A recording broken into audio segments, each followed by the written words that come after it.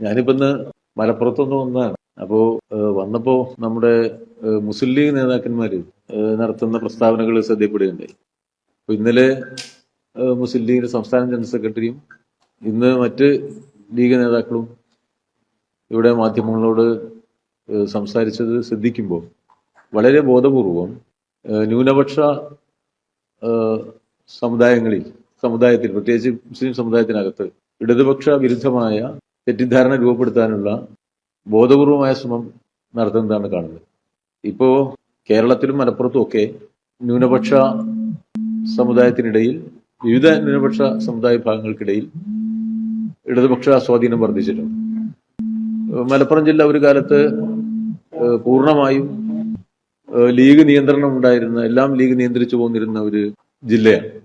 എന്നാൽ ഇവിടെയും ന്യൂനപക്ഷ ജനവിഭാഗം, വിശേഷിച്ച് മുസ്ലിം സമുദായം പൊതുവെ മതനിരപേക്ഷമായ ചേരിക്ക് ഒപ്പം കൂടുതലായി നീങ്ങുന്നത് നമുക്ക് കാണാൻ കഴിയുന്നുണ്ട്. മലപ്പുറം ജില്ലയിലെ മഹാഭൂരിപക്ഷം വരുന്ന ജനങ്ങൾ മതനിരപേക്ഷ ചിന്താഗതിക്കാരുമാണ്. ആ മതനിരപേക്ഷ ചിന്താഗതിയുള്ള ജനങ്ങളിൽ തെറ്റിദ്ധാരണ പരത്തി വലിയ തോതിൽ മുസ്ലിം വോട്ട് ബാങ്ക് ഉണ്ടാക്കാനുള്ള ശ്രമം നടത്തി.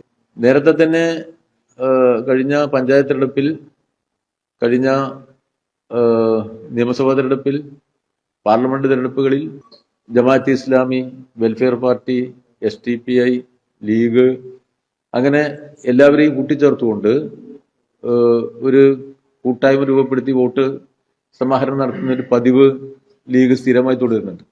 ഇന്നത്തെ ഒരു നിലയ്ക്ക് കേരളത്തിൽ ഇടതുപക്ഷ സ്വീകാര്യത ന്യൂനപക്ഷങ്ങൾക്കിടയിൽ വർദ്ധിച്ചിട്ടുണ്ട്. മുഖ്യമന്ത്രി നമ്മുടെ സംസ്ഥാനത്ത് തീവ്ര ഹിന്ദുത്വ വർഗീയ ശക്തികൾക്കെതിരായി സ്വീകരിച്ച ശക്തമായ നിലപാടുകൾ ആ സാമൂഹ്യ ജനവിഭാഗങ്ങളിൽ ഗവൺമെന്റിനെ കുറിച്ചും മുഖ്യമന്ത്രിയെ കുറിച്ചും ഒക്കെ നല്ല അഭിപ്രായം രൂപപ്പെടുത്തിയിട്ടുണ്ട്. അത്തരം ഒരു സാഹചര്യത്തിൽ വരാൻ പോകുന്ന തെരഞ്ഞെടുപ്പുകളെ ലക്ഷ്യമിട്ടുകൊണ്ട്, വരാൻ പോകുന്ന തദ്ദേശ തെരഞ്ഞെടുപ്പുകളെ ലക്ഷ്യമിട്ട്, അസംബ്ലി തെരഞ്ഞെടുപ്പ് ലക്ഷ്യമിട്ട് കാലയെ കൂട്ടി തെറ്റായ രൂപത്തിൽ കാര്യങ്ങളെ വ്യാഖ്യാനിച്ച് ന്യൂനപക്ഷ വിരുദ്ധമാണ് എന്ന് പ്രചരിപ്പിക്കുന്നത് ഇപ്പോൾ ഒരു പതിവാക്കിയിരിക്കുകയാണ്. അപ്പൊ അതിന്റെ ഒരു വലിയ പ്രതികരണമാണ് ഇന്നലെയും ഇന്നുമായിട്ട് ലീഗ് നേതൃത്വം കാണുന്നത്. ഓരോ വിഷയം വരുമ്പോഴും വിഷയങ്ങളെല്ലാം ഒരു വർഗീയ വീക്ഷണത്തോടുകൂടി വിശകലനം ചെയ്യുന്ന ഒരു രീതിയാണ് ഇപ്പോൾ കണ്ടുവരുന്നത്. ഇത് ഈ നാട് അംഗീകരിക്കാൻ പോകുന്നില്ല. മലപ്പുറം എന്ന് പറയുന്നത് വളരെയേറെ സെക്കുലർ പശ്ചാത്തലമുള്ള ഒരു നാടാണ്. ദേശീയ പ്രസ്ഥാനത്തിന്റെ കാലത്തായാലും പിൽക്കാലത്തായാലും നല്ല സെക്കുലർ പശ്ചാത്തലമുള്ള ഒരു നാട് കൂടിയാണിത്. എല്ലാം ലീഗ് തീരുമാനിക്കുന്ന മാത്രം കാര്യങ്ങൾ നടത്തുന്ന ഒരു പ്രദേശമല്ല. ലീഗിന്റെ ഒപ്പം നിന്ന ജനങ്ങൾ വലിയ തോതിൽ ആ പാർട്ടിയിൽ നിന്ന് അകന്നു പോയതിനെ തുടർന്നുണ്ടായ രാഷ്ട്രീയ വ്യത്യാസവും നമുക്കിവിടെയൊക്കെ കാണാൻ കഴിയുന്നതാണ്. അതുകൊണ്ട് ഒരു എളുപ്പവഴി എന്നുള്ള നിലയ്ക്ക് ഇത്തരം തെറ്റായ പ്രചരണങ്ങൾ ഇപ്പോൾ മുസ്ലിം ലീഗ് നേതൃത്വം ആരംഭിച്ചത് ഇപ്പൊ ഇന്നലെ ഇന്നും കണ്ടപ്പോൾ കുറച്ച് അത് കൂടുതലായിട്ട് കാണുന്നുണ്ട്.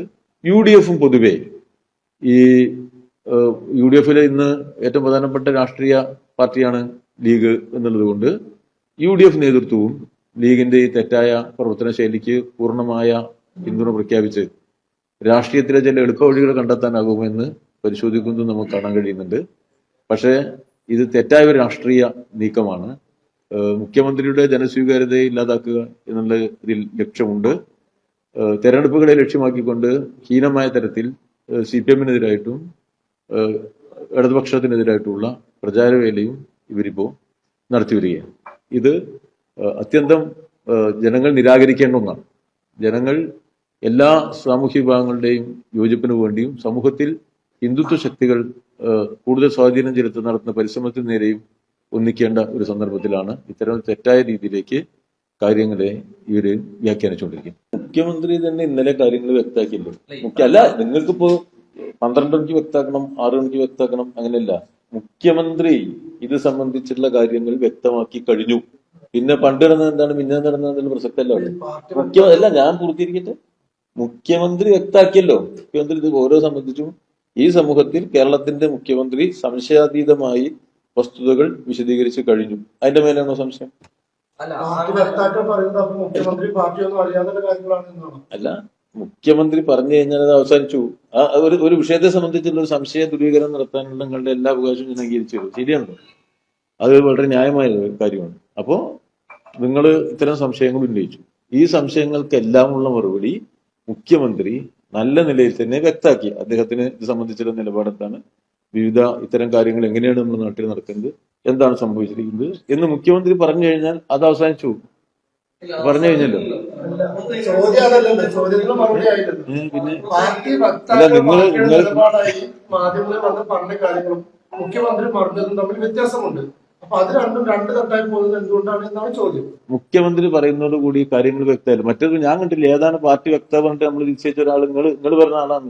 ആരാ പറഞ്ഞ ആള്? ചാനൽ ചർച്ചയിൽ നിങ്ങൾ ഓരോരുത്തർ വിളിച്ചുകൊണ്ട് വന്നിട്ട് അയാൾ പറഞ്ഞതിനൊക്കെ ഞാൻ മറുപടി പറയുന്ന പറയാൻ പറ്റും? നിയോഗിക്കുന്ന ആളുകളാണ് ചാനൽ ചർച്ചയിൽ വരാറുള്ളത്. അത്തരം ആളുകൾ മുഖ്യമന്ത്രി പറഞ്ഞത് ശരിയാണ്, ഈ മലപ്പുറം ജില്ലയിൽ ഹവാല പണം പിടിക്കുന്നു, സ്വർണം പിടിക്കുന്നു, ഇതെല്ലാം രാജ്യദ്രോഹ പ്രവർത്തനങ്ങൾക്ക് വേണ്ടി വിനിയോഗിക്കുന്നു, അതിന്റെ തെളിവുകൾ അടുത്ത ദിവസം മുഖ്യമന്ത്രി പുറത്തുവിടുമെന്ന് വരെയാണ് പാർട്ടിയുടെ വക്താക്കളായ ആളുകൾ പറയുന്നത്. അത് നിങ്ങൾ പറഞ്ഞതില് മുഖ്യമന്ത്രി ഇന്നലെ കാര്യമൊക്കെ വ്യക്തം. നിങ്ങൾക്ക് ഇത് മനസ്സിലാവണില്ലേ? നിങ്ങൾക്ക് മനസ്സിലാവും. താമസിക്കാൻ ചിലപ്പോ അത് മുഖ്യമന്ത്രി ശ്രദ്ധപ്പെടുത്തി അദ്ദേഹം പര്യടന പരിപാടി പൊതുയോഗം കഴിഞ്ഞിട്ടാണ് പറഞ്ഞത്. അതിന് മുമ്പ് പറയണ്ടേന്ന് നിങ്ങൾ ചോദിച്ചാൽ ഞാൻ എന്ത് പറയാനാ? അവിടെ സംഭവിച്ചത് മുഖ്യമന്ത്രി അത് വ്യക്താക്കി. വളരെ നല്ല നിലയിൽ മുഖ്യമന്ത്രി പറഞ്ഞു എന്താണ് നടന്നത്. അല്ല, അതും പറഞ്ഞല്ലോ. ഒന്ന് ഹിന്ദു, നിങ്ങള് PR ഏജൻസിയാണോ മുഖ്യമന്ത്രിയാണോ? ആ സാങ്കേതികത്വമല്ല ഇവിടെ പറഞ്ഞത്. ഇവിടെ വന്ന രാഷ്ട്രീയ വിഷയമായിട്ട് ബന്ധപ്പെടുത്തിയ കാര്യം. ആ വിഷയത്തിൽ എന്ത് വിഷയം? അതിലൊരു വിഷയമില്ല. നിങ്ങൾ പറയില്ലേ അങ്ങനെ? അതിലൊരു വിഷയമില്ല.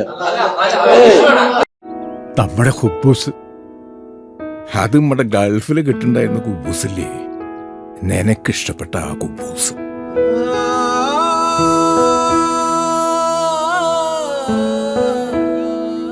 പ്രവാസികൾക്ക് മാത്രല്ല, ഇപ്പൊ നാട്ടിൽ എല്ലാവർക്കും അൽദാൻ കുബൂസ് മാത്രം മതി.